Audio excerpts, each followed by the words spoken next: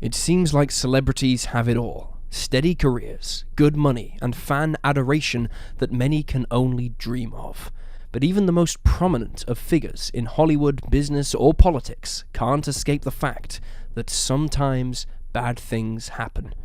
From missing aircraft to disappearances in foreign countries, there are all sorts of fates that can befall even the wealthiest and most renowned individuals in society. Join us for today's episode as we examine 3 cases of celebrities who went missing and have never been found.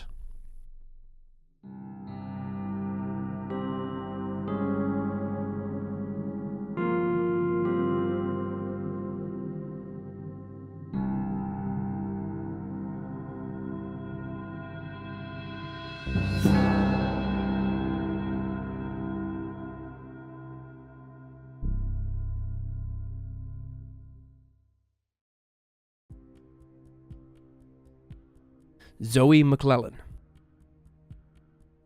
Born in California on November 6, 1974, Zoe McClellan began her acting career in the mid-90s when she secured several roles on shows like Diagnosis Murder, Star Trek Voyager, and Sliders. In 2000, she scored her first film role when she was selected to play the part of Marina Pretenza in the film Dungeons & Dragons. Following this, Zoe was offered bigger parts, including a returning character in CBS's US Navy drama, JAG. Throughout the 2000s, she also starred in Dirty Sexy Money, House, and The Mentalist, and garnered parts in Lifetime TV movies, while in 2014, she featured in the first 2 seasons of NCIS New Orleans, perhaps her most notable role as one of the 2 lead actors. Though she did not return for season 3, she moved on to the ABC show Designated Survivor and took small roles in the likes of Suits and Law & Order SVU. In 2018, however, Zoe's career began to stagnate. She worked for another year before seemingly disappearing from television, leaving fans to wonder what exactly had happened. The Mercury News reported in 2018 on a huge factor which likely contributed to Zoe's difficulties in finding work. She was embroiled in numerous bitter disagreements with her ex-husband, Jean-Pierre Guillain, whom she'd divorced in 2016. The couple shared a son, Sebastian, who was just 5 in 2018, when Jean-Pierre accused Zoe of kidnapping him after she moved the child to Toronto with her so that she could star in Designated Survivor. The conflict between them was so intense that the pair wound up in court, but a judge eventually ruled that the move was not, in fact, child abduction, and that Zoe had not been acting in bad faith. According to a TMZ report on the matter, Zoe gave her ex-husband 2 days' notice before flying to Canada. Zoe reportedly stated that Jean-Pierre was unable to support the lifestyle that she offered Sebastian, but also added that she'd help out with his travel costs so that her ex could visit their child. Jean-Pierre, for his part, complained that he was forced into agreeing to his ex-wife's demands and requested that the judge return Sebastian to his custody. The judge observed that as Jean-Pierre was also an actor, he should have understood that sometimes Zoe would need to leave the LA area from time to time to pursue certain roles. He added that Sebastian is, quote, more emotionally secure with mother than with father. The following year, it emerged that Jean-Pierre had been arrested and extradited from California to Louisiana following charges of first-degree rape and aggravated crimes against nature. Chillingly, however, those charges did not come as a result of something that had happened to Zoe, but rather to their young son. The abuse occurred between 2014 and 2016 at their home, and Zoe stated that she'd made this information public because she was worried that Sebastian was not the only victim. On the back of these allegations, McClellan founded the Believe the Child campaign, which aimed to help fund the costs of therapy and legal action for families whose children had been abused. A second report later that same year, however, observed that the charges against Jean-Pierre had been dropped. His attorney stated, "He's an innocent man. There was no corroboration for the things that the little boy said. There were so many contradictions." But Zoe's story doesn't end there. While fans waited to hear of her return to the screen, an arrest warrant was suddenly issued out of LA County in May of 2021. Zoe McClellan was wanted for kidnapping. Jean-Pierre's attorney claimed that the father of one hadn't seen or heard from either Sebastian or Zoe since 2019, and that the courts have been unable to locate the two. As well as kidnapping, the charges filed against Zoe include child custody deprivation and child stealing. Sebastian's file has been added to the National Center for Missing and Exploited Children. Neither he nor his mother have been seen in the years since their disappearance, and the case is still unsolved.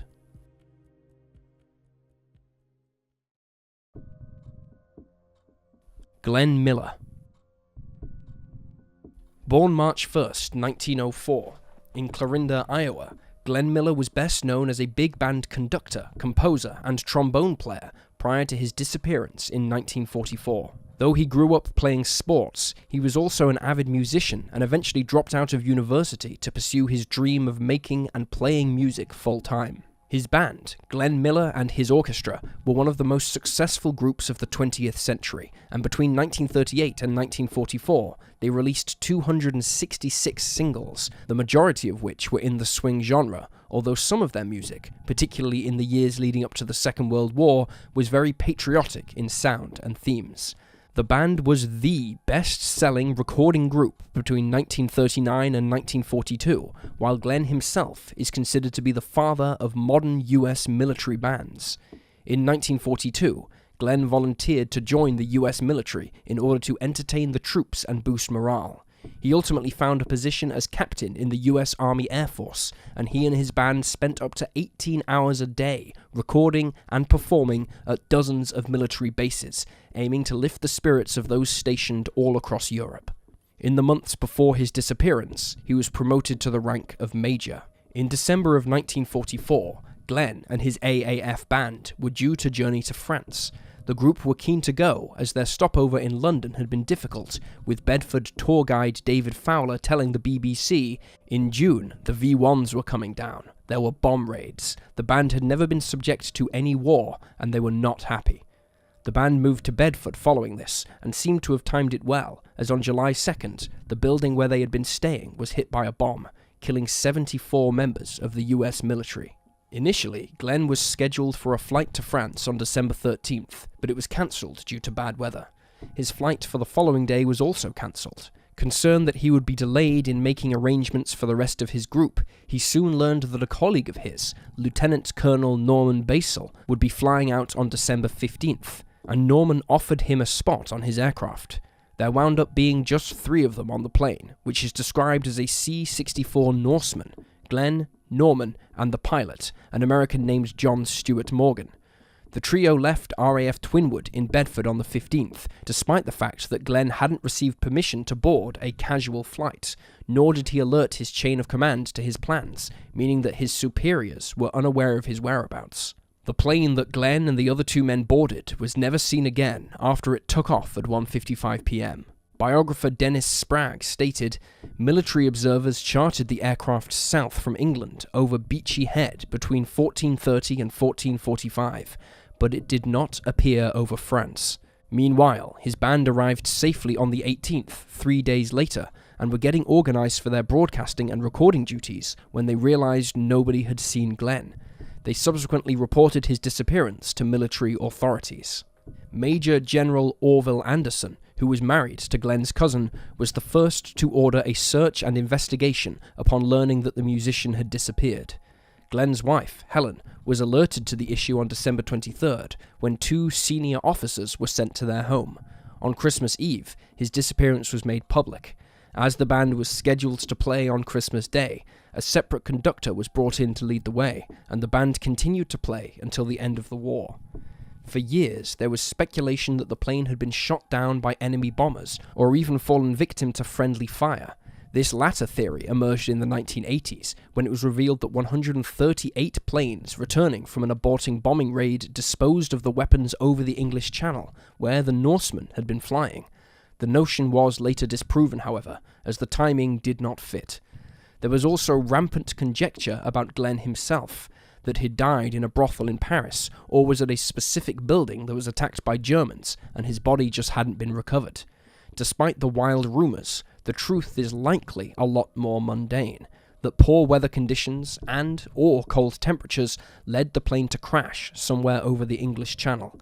An inquiry held in Bedford in 1945 concluded that the plane had vanished due to pilot error, mechanical malfunction, and poor weather. Documents pertaining to the investigation were released in 2017 in the book Glenn Miller Declassified by biographer Dennis Sprague. The book concluded that Glenn was not the victim of foul play or friendly fire, while the investigation noted that he had no duties outside of those of his music and band, and thus he was not likely to be the target of an enemy attack. In 2019, the International Group for Historic Aircraft Recovery started investigating a report that the plane had been found numerous miles west of its flight path. However, nothing further has come of this. Dennis Sprague wrote that what happened to the plane was likely caused by icing conditions in the engine, fuel line, and on the wings, including carburetor heater failure or possibly a hydraulic fluid leak. Furthermore, a TV show named The History Detectives also investigated the incident and examined similar cases where Norseman planes crashed. They determined that a single carburetor in cold weather was subject to freezing up. It was a very cold day on the 15th of December. Sprague added that the plane had already been flying low due to poor visibility. The flight had been delayed until the afternoon because of mist and fog. When the plane hit the water, it likely disintegrated as it was made of lightweight materials, killing everyone inside.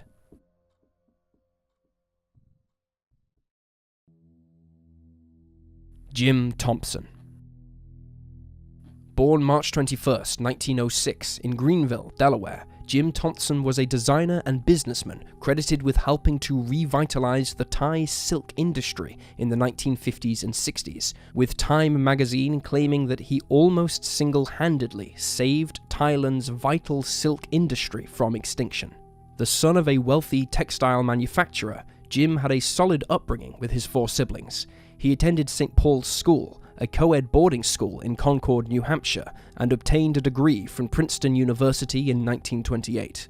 Though he studied architecture at the University of Pennsylvania, he was unable to complete his degree due to his poor mathematical skills. Still, he managed to obtain work designing homes in New York City until 1941, when he quit his job and took up a position with the Delaware National Guard. During the war, he became part of the Office of Strategic Services, the precursor to the CIA. In 1946, after being discharged from the army, Jim divorced his wife and moved to Thailand, where he'd spent some time during his work with the OSS. In Bangkok, he joined several investors in purchasing and restoring the Oriental Hotel, which is today a 5-star establishment. But before long, his differences with the other investors surfaced, and he opted to leave the project, instead partnering with George Barry to found the Thai Silk Company Limited. The company blossomed when designer Irene Sharaff used Thai silk while creating the costumes for the musical The King and I. Jim has been credited with inventing silks in bright and deep tones and dramatic color combinations, motifs that are often most associated with Thai silk. He introduced modern dyes and better equipment to his workers, and most notably, he allowed his employees to work from home. Since most of the company's workforce was women, this helped lift thousands of families out of poverty. Then, suddenly, Jim vanished.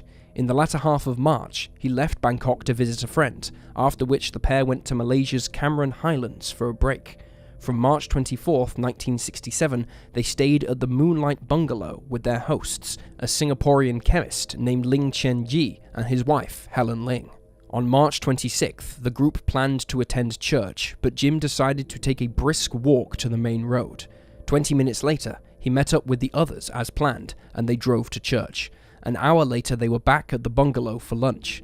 Following this, Jim announced that he was going to take another walk. He waved goodbye to the others, who watched him leave through the estate's only access road. Jim was spotted 2 hours later, at around 4 p.m., by a cook from the Lutheran Mission bungalow. However, this was the last time he was spotted. He never returned to the Moonlight Bungalow and was never seen again. In the following hours, his friends reported him missing, and a search of the surrounding area was started. The search involved 500 people, including tourists, missionaries, and members of the military. Though there was no ransom note, given his wealth and status, many media outlets assumed that Jim had been kidnapped. As well as there being no evidence of this, however, there was no evidence of anything else. No body was recovered, and there was no suggestion that he'd met with foul play of any kind. Not even a scrap of clothing was recovered. He seemed to just vanish off the face of the earth. There was speculation that his disappearance was connected to his work with the SSO, but no evidence has ever tied the two together, while others suggest that he left voluntarily. Officially, it was stated that Jim went for a walk and got lost in the jungle or fell down a ravine, but locals don't believe it, with one man stating, "He apparently went on a short walk. There's no deep jungle there, so how one could be lost in the jungle and not be found, I can't see. I've never accepted the theory that he could have been lost in the jungle." For almost 2 decades, there were no leads in Jim's case, but in 1985, skeletal remains were discovered in the Cameron Highlands. There was no skull, but the other bones were found in a grave near a vegetable plot close to the main road in Bryn Chang. Though the remains were gathered up by the police, they were not thought to be connected to Jim's disappearance. Philip Rivers, however, a master mariner, suggested that if the body was Jim's, then it's possible he was hit by a car and the body was buried in an unmarked grave beneath some bushes. DNA testing has never been carried out on the remains. Some reports state that many of the bones recovered actually belonged to an animal. A 2015 report, which reviewed the original 1967 investigation, concluded that it was likely Jim's body was still somewhere in the Cameron Highlands, stating that there was probably not enough time and resources given to the case to thoroughly search the area. Furthermore, there was a good chance that the body was missed during the original search, and it's possible that at this point, his remains have been scattered by scavenging animals. Jim's body has never been found, and what became of him is currently unknown. Tragically, his sister was murdered in Pennsylvania just months after he vanished. Authorities have ruled out a connection between the two cases. And there you have the facts. Please leave a comment down below with your own theories and speculations, and remember to like this video and subscribe to support the channel. Thank you for watching.